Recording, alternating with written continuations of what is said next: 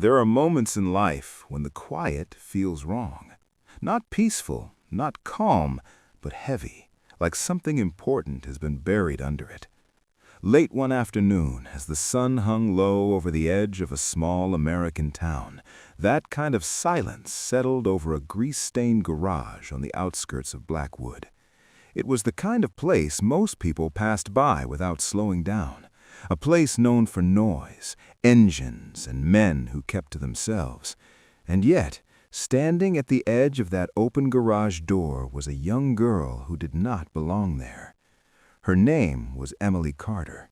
She was 14 years old, thin from stress rather than age, holding herself together with a kind of determination that only comes when fear has nowhere left to hide. She did not raise her voice. She did not cry out for attention. She simply stood there, waiting, as if she had already learned that shouting did not make adults listen. When one of the men finally noticed her, she spoke softly, but the words landed like a weight on the room. She said her brother was still locked inside their house and no one else would help. In towns like Blackwood, everyone knew who to trust, or at least everyone thought they did. The people with uniforms were the ones who kept order. The people without them were the ones you stayed away from. That belief was passed down quietly, reinforced over time, and rarely questioned. Emily had believed it too, until she learned that trust can become dangerous when it is never challenged. A year earlier, Emily and her younger brother Noah had lost their mother in a sudden accident, the kind of loss that leaves a family unmoored and vulnerable. When Daniel Cross stepped forward, offering stability and protection, the town praised him. He was the chief of police, a man known for speeches about responsibility and service. To the outside world, he looked like the answer to a tragedy. To two grieving children, he was simply the adult everyone said they should obey. At first, the house on Elm Street felt safe enough. Clean rooms, quiet evenings, rules that seemed strict but reasonable. Emily learned quickly that asking questions made things harder, not easier. Noah, who was 11 years old and still carried the restless energy of a child, struggled more. Small mistakes were treated as serious problems. Silence was demanded, not explained. Over time, Emily noticed how often people praised Daniel Cross without really knowing him, how rarely anyone asked how the children were adjusting. In Blackwood, respect for authority came automatically. Research across the United States has shown that most harm done to children does not come from strangers. It comes from inside the home, from people in positions of trust. Yet those truths are easy to ignore when the person in question wears a badge and speaks confidently at community events. Emily felt that contradiction every day.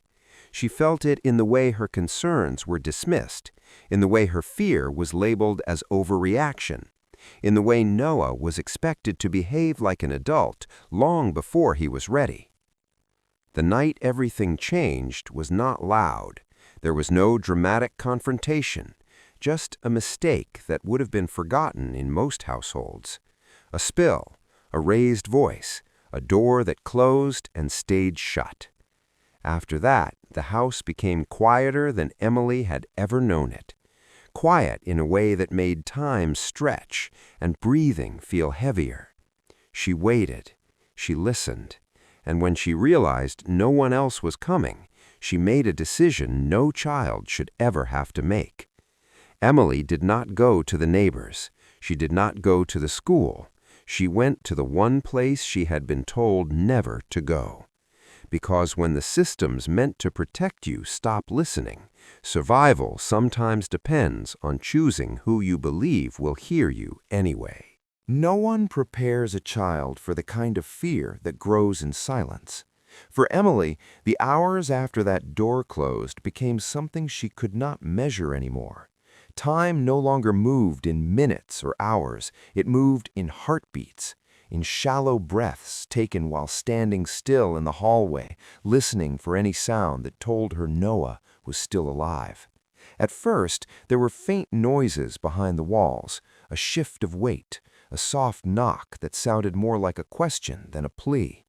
Emily pressed her ear against the wood, whispering his name when she thought no one could hear. She told him she was there. She told him to stay quiet. She told him help was coming, even though she did not know if that was true. The space Noah had been confined to was never meant for a child. It was not described in words Emily would later struggle to explain.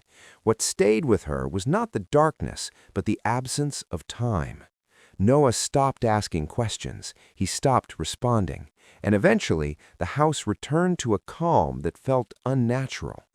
That was the moment Emily understood the most dangerous thing about isolation is not the fear it creates, but the way it teaches a person that no one is coming. Children react to prolonged isolation in ways adults often misunderstand. They withdraw, they grew quiet, they conserve energy in ways that look like obedience but are closer to surrender. Emily did not know the science behind it. She only knew her brother was disappearing in front of her, even though she could not see him.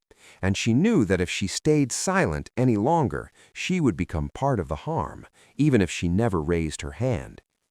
Leaving the house that afternoon felt like stepping off a cliff.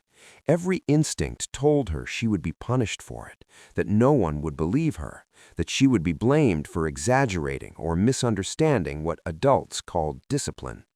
But fear can only control someone for so long before it sharpens into resolve. Emily walked until the neighborhood ended and the buildings grew rougher around the edges, until she stood in front of a place where men worked with their hands and lived by rules no one had ever written down for her. The Steel Brotherhood Motorcycle Club did not look like saviors. They did not advertise compassion. Their garage was loud, busy, and filled with the smell of oil and metal. Jack Miller, a man in his early 50s with a posture shaped by years of labor, noticed her before anyone else did. He was not expecting a child, especially not one standing so still she seemed carved out of the afternoon light.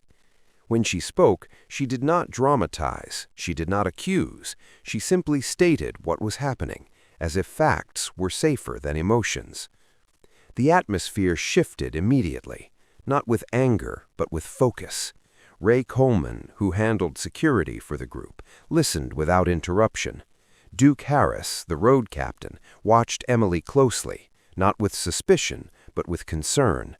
The man exchanged glances that carried years of shared understanding. The Steel Brotherhood did not claim to be law enforcement. They did not pretend to replace the system, but there was one line they did not tolerate being crossed. Children were off limits, always. Jack lowered himself to Emily's eye level, not to intimidate her, but to make sure she did not feel small. He spoke slowly, asking questions that mattered. Where was the house? Who else knew? When was the last time she had heard her brother? He did not promise miracles, he promised to listen. And for the first time in a long while, Emily believed someone actually was. The Steel Brotherhood operated on a simple moral code shaped by hard experience. They understood how power could be misused when no one pushed back. They knew that uniforms and titles could silence victims faster than threats ever could. What Emily had brought them was not just a story, it was a responsibility. And once that responsibility was accepted, walking away was no longer an option. Confronting power does not always begin with shouting or force. More often, it begins with a decision to stop backing away. When Jack Miller and the men of the Steel Brotherhood prepared to move, there was no sense of excitement in the room, no celebration. What replaced the noise of the garage was a quiet resolve shaped by experience. They understood something many people never learn.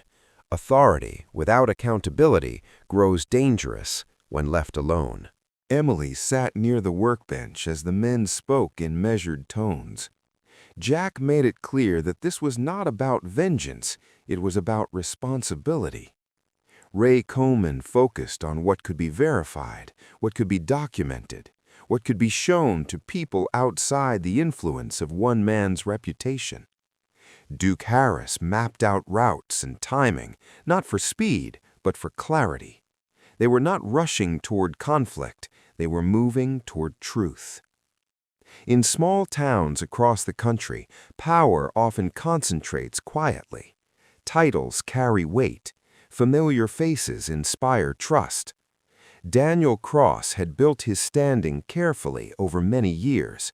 He attended ceremonies. He spoke about safety. He framed himself as the final word on order. That image made him difficult to challenge, especially for a child, especially for anyone who feared being labeled a troublemaker. The Steel Brotherhood knew that challenging a man like that meant stepping into a storm of doubt and denial. When they arrived at the house on Elm Street, the neighborhood remained calm on the surface. Lawns trimmed, curtains half drawn. Nothing about the scene suggested danger. That was part of the problem. Harm does not always announce itself.